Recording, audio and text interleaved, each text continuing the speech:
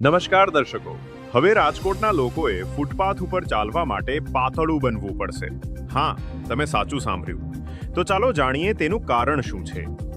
આપ સૌ જાણો છો કે સદભાવના વૃદ્ધાશ્રમે રાજકોટને લીલુંછમ બનાવવાનો બીડો ઉઠાવ્યો છે.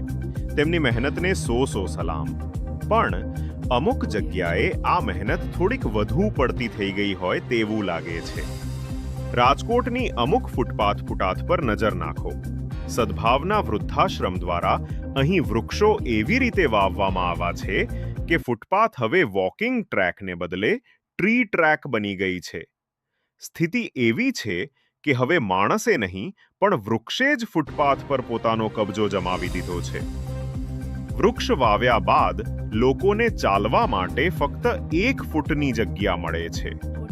આશા છે કે આગલી વખતે સંસ્થા ઝાડ વાવતા પહેલા ફૂટપાથનું માપ લેવાનું નહીં ભૂલે. વૃક્ષારોપણ થાય પણ કોઈની સુરક્ષાના ભોગે નહીં. આ સંસ્થા અને રાજકોટ મહાનગરપાલિકાએ સાથે મળીને એવા વિસ્તારો શોધવા જોઈએ જ્યાં વૃક્ષો વાવવાથી કોઈ અવરોધ ન થાય. મહાનગરપાલિકાએ આ જોખમી વૃક્ષારોપણ સામે વિલંબ કર્યા વિના લગતી કાર્યવાહી કરવી જોઈએ. ચાલો ફરી મળીશું નવી વાતો સાથે.